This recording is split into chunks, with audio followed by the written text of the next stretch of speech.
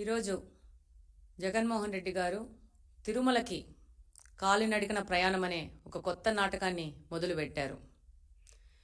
అసలు హిందూ మతం పట్ల, విశ్వాసాల పట్ల, తిరుపతి తిరుమల దేవస్థానం పట్ల ఏ విధమైన గౌరవము లేని వ్యక్తి, సాంప్రదాయాల సంస్కృతి పట్ల ఏ విధమైన విశ్వాసం లేని వ్యక్తి ఈరోజు తన మీద ఈ లడ్డు కల్తీ వ్యవహారంలో ఒక కొత్త నాటకాన్ని మొదలుపెట్టారు.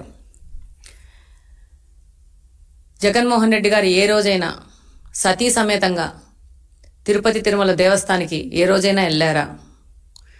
మన సాంప్రదాయంగా బ్రహ్మోత్సవాలకి దంపతులు వెళ్ళి పట్టు వస్త్రాలు ఇస్తారు. ఆ విధంగా ఏ రోజైనా తన సతీమణిని తీసుకెళ్లి పట్టు వస్త్రాలు ఏ రోజైనా ఆయన సమర్పించుకున్నారా? ఆయన వేరే మతాన్ని విశ్వసిస్తారు కాబట్టి తిరుమలకి వెళ్ళినప్పుడు ఏ రోజైనా నేను హిందూ మతాన్ని గౌరవిస్తాను అనే డిక్లరేషన్ ఏ నోటైనా ఇచ్చారా? మీరందరూ చూస్తుంటారు. అబ్దుల్ కలాం గారు కానీ వేరే వాళ్ళు అన్యమతస్థులు తిరుపతి తిరుమల దేవస్థానానికి వెళ్ళినప్పుడు డెఫినెట్గా అట్లా డిక్లరేషన్ ఇచ్చాలి, దర్శనం చేసుకుంటారు. ఈయన ఏ రోజైనా ఈ డిక్లరేషన్ ఇచ్చారా? పవిత్రమైన తిరుమల తిరుపతి దేవస్థానం యొక్క లడ్డూను అపవిత్రం చేసి దానివల్ల వస్తున్న నష్టాన్ని భర్తీ చేసుకోవడానికి కొత్త నాటకాలు మొదలుపెట్టారు. లడ్డూను తయారు చేసే నెయ్యిలో కల్తీ జరిగింది, అది వాస్తవం.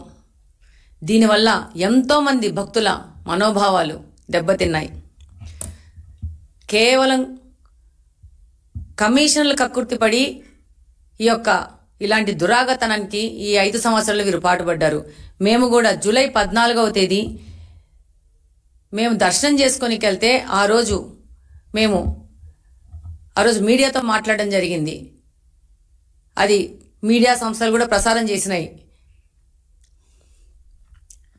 ఆ రోజు మేము మాట్లాడడం జరిగింది. మారుస్తారని కోరుకుంటున్నాను. లడ్డు నాణ్యత పెంచడానికి ఆ రోజు తిరుపతి దేవస్థానంలో దర్శనం అయిపోయినాక ప్రసాదాలు ఇస్తారు. దాని క్వాలిటీ ఎంత దిగజారిందంటే అధికారులకు కూడా ఇప్పుడే చెప్పి రావడం జరిగింది. వాళ్ళు అంటారు మేము ఆర్గానిక్ ప్రోడక్ట్ వాడుతున్నామని చెప్పేసి. ఈ యొక్క ప్రసాదాలు ఒక క్వాలిటీతో భక్తులకు అందించాలని చెప్పేసి వాళ్ళకి లెటర్ రాస్తాము. అలాగే వాళ్ళకి మీ ద్వారా కూడా విన్నవించుకుంటున్నాము. వాళ్ళు తప్పకుండా ఈ విషయాన్ని గమనించి వీటినన్నింటినీ మారుస్తారని కోరుకుంటున్నాను.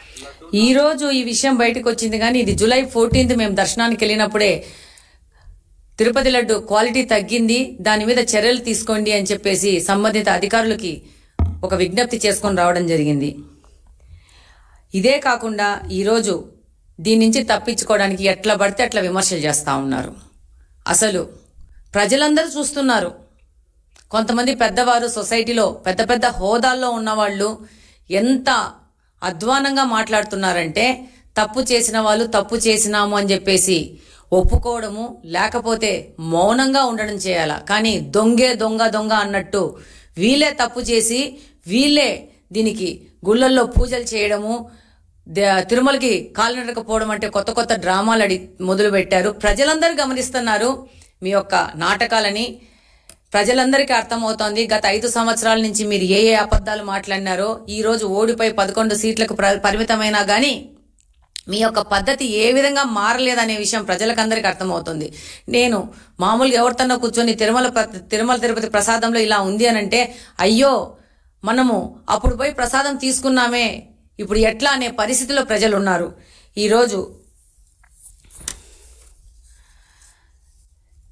ఈరోజు ఈ ప్రక్షాళన చేస్తున్నామని చెప్పేసి చంద్రబాబు నాయుడు గారి పాలనలో ఏదో జరిగింది, అందుకని పూజలు చేస్తున్నాం, ప్రక్షాళన చేస్తున్నామని అంటున్నారు. ప్రజలు దీన్ని చూసి నవ్వుతున్నారు.